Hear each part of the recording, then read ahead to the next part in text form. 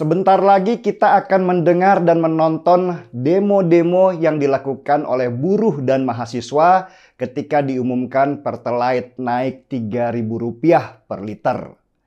Ini sebenarnya jadi pemandangan biasa karena setiap kali dengar kata BBM naik, buruh dan mahasiswa selalu turun demo.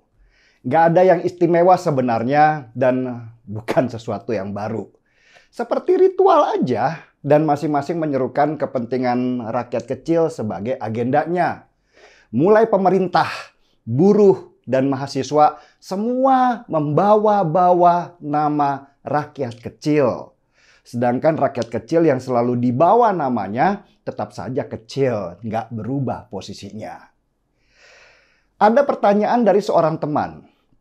Kenapa kok Indonesia yang kaya akan sumber daya alam ini masih impor minyak dari luar?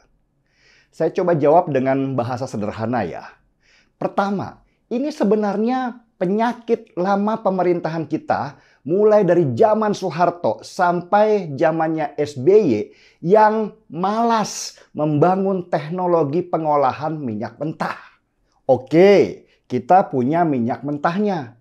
Tapi untuk menjadi Pertalite, Pertamax, dan lain-lain itu, minyak mentah itu harus diproses dengan teknologi dulu. Bukan dari minyak mentah, terus dituangkan langsung ke tangki bensin. Teknologi inilah yang kita tidak punya dan tidak dibangun-bangun oleh pemerintah lama. Akhirnya, kita harus ekspor dulu minyak mentah kita ke Singapura yang sialnya punya teknologinya meski mereka nggak punya minyak mentahnya. Ya, Singapura memang nggak punya minyak mentah karena mereka sadar negara mereka bukan negara yang kaya akan sumber daya alam. Singapura pun fokus mengembangkan teknologi pengolahannya. Dan akhirnya malah kita yang bergantung pada teknologi pengolahan di Singapura. Kita kirim ke Singapura minyak mentah kita, diolah di sana dengan biaya sekian dolar Singapura, lalu kita imporlah dari mereka Pertalite, Pertamax, dan lain-lain turunannya. Seandainya sejak pemerintahan Soeharto kita fokus bangun teknologi pengolahan minyak mentah, tentu kita bisa atur sendiri harga minyaknya dan kita ekspor minyak-minyak kita yang sudah diolah ke sana. Tapi karena pejabat kita sejak dulu sukanya dapat komisi dari impor-impor, ya akhirnya nggak kebangunlah teknologinya. Yang kedua, cadangan minyak mentah di kita itu semakin lama semakin menyusut. Ya karena memang minyak mentah itu adalah hasil dari fosil dan bukan energi yang bisa diproduksi lagi. Karena itu setiap kali minyak itu disedot, lama-lama akan habis. Dan semakin sedikit cadangan minyak dunia, harganya juga akan semakin mahal. Sudah minyak dari fosil ini semakin sedikit, permintaannya semakin banyak. Karena jumlah kendaraan di seluruh dunia setiap tahun semakin berlipat. Ini yang nggak banyak dipahami oleh banyak orang, bahwa harga minyak dunia semakin lama semakin mahal. Nggak bisa seperti zaman Soeharto dulu yang harganya masih Rp150 per liter. Karena minyak semakin langka dan harganya semakin mahal, maka pemerintah melakukan subsidi supaya rakyat tetap bisa menikmati harga murah. Subsidi inilah yang semakin lama semakin berat. Setiap tahun kita bakar-bakar uang untuk subsidi minyak. Zaman SBY saja, Indonesia harus membakar uang lewat subsidi BBM sebanyak Rp1.300 triliun selama 10 tahun pemerintahannya. Bayangkan ya, dengan uang Rp1.300 triliun, kita bisa bangun apa saja tanpa hutang, seperti jalan tol, teknologi nuklir, atau apapun lah yang kita mau. Subsidi ini ibaratnya seorang ayah yang masih tetap memberikan uang bulanan kepada anaknya yang seharusnya sudah mandiri. Supaya gaji anaknya bisa ditabung, Si ayah terpaksa harus keluarkan duit supaya anaknya masih bisa kos, masih bisa makan, masih bisa pacaran. Nah, satu saat si ayah bilang, "Nak, ayah kurangi ya setiap bulan sebesar 3.000 rupiah. Ayah udah berat banget."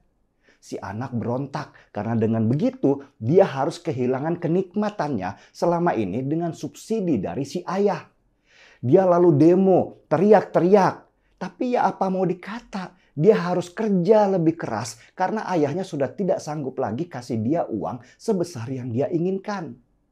Kamu bayangin aja, harga Pertalite seharusnya harganya Rp14.700 per liter. Kita, si anak, cuman disuruh bayar selama ini Rp7.650 per liter. Subsidi dari si ayah Rp6.800 per liter.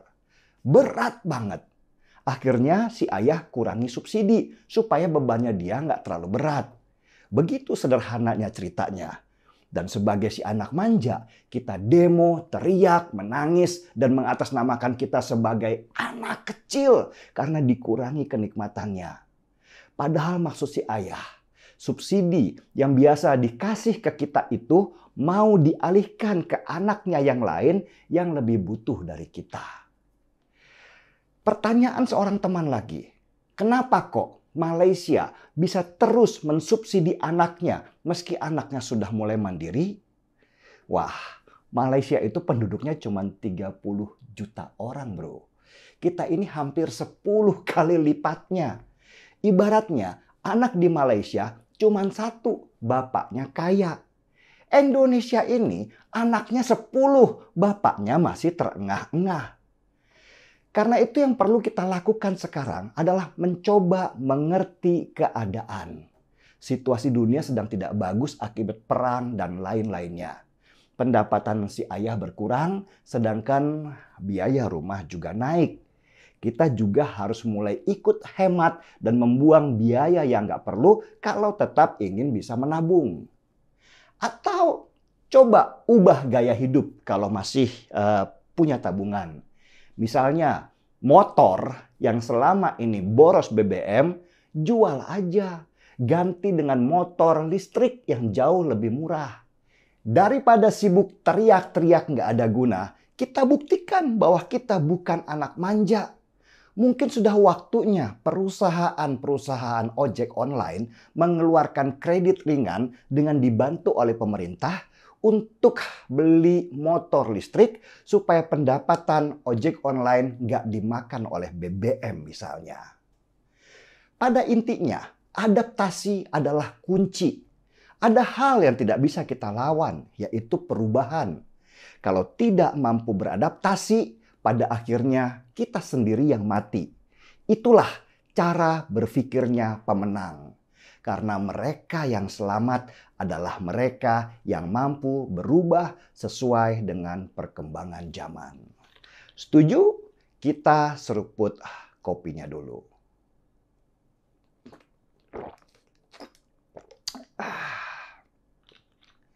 Markisi, mari kita beradaptasi.